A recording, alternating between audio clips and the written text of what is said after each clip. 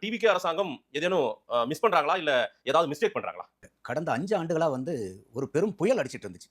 நம்ம இன்னைக்கு எனக்கு உள்ளபடியே ரொம்ப மகிழ்ச்சி. அனைத்து மீடியாக்களும் நீங்கள் உட்பட இன்னைக்கு தமிழகத்தில் இருக்கக்கூடிய சட்டம் ஒழுங்கு, அதே மாரி பெண்கள் பாதுகாப்பு, போதை கலாச்சாரத்த பத்தி நீங்க எல்லாம் இப்ப பேச ஆரம்பிச்சிருக்கிறது உள்ளபடியே மகிழ்ச்சி. இல்ல கடந்த காலங்களிலும் நம்ம அது எவ்வளவு தூரம் பேசுனாங்கங்கறத நம்மளும் பார்த்தோம்.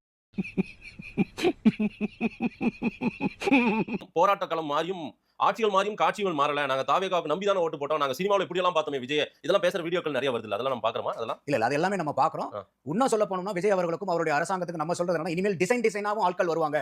சமூக போராளிகள், சமூக நீதி காவலர்கள், சமூக சிந்தனையாளர்கள், போதைப் பொருள் பிரச்சாரகர்கள் இந்த மாதிரிலாம் பாத்தீங்கன்னாக்கா அதிமுக ஆளுங்கட்சியா இருக்கும்போது எவ்வளவோ சமூக நல போராளிகள்லாம் இருந்தாங்க. கடந்த 5 ஆண்டுகளா அவங்க பூராமே பாத்தீங்கன்னா எங்க போனாங்கன்னு தெரியல. மீதி அவங்க பூராமே இப்ப மறுபடியும் உயிர்த்தெழுந்து வருவார்கள். இப்ப இவங்க எல்லாம் டக்குன்னு இன்னைக்கு தாவேகா ஆட்சியில வந்த உடனே இவங்க எல்லாம் குற்றவாளிகள் ஆயிட்டாங்களா? சொல்லுங்க பாப்பா, நெஞ்சில கை வச்சு சொல்லுவோம். இவங்களுக்கெல்லாம் இந்த அளவுக்கு நெஞ்சில உரம் கொடுத்து இந்த அளவுக்கு குற்றம் பண்ணலாங்கிற தைரியம் கொடுத்தது யாரு? குற்ற சம்பவங்கள் எல்லா ஆட்சியிலும் நடக்கிற ஒண்ணுதான். இப்ப அதிகமாகி கொண்டிருக்கிறது அதை தடுக்கணும் அப்படின்னு தான் எல்லாரும் கேட்கறாங்க. ஒவ்வொரு ஆட்சி காலத்திலும் நடந்தது, அதுவும் இந்த கடந்த 5 வருஷத்துல நடந்தது ஏதோ பெரிய சுனாமி அடித்தது போல நீங்க ஒரு பெரிய பிம்பத்தை காட்டுறீங்க.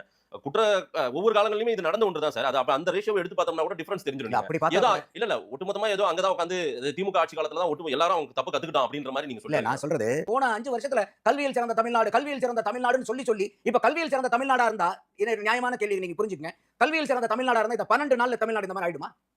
சொல்லுங்க மதேஷ்.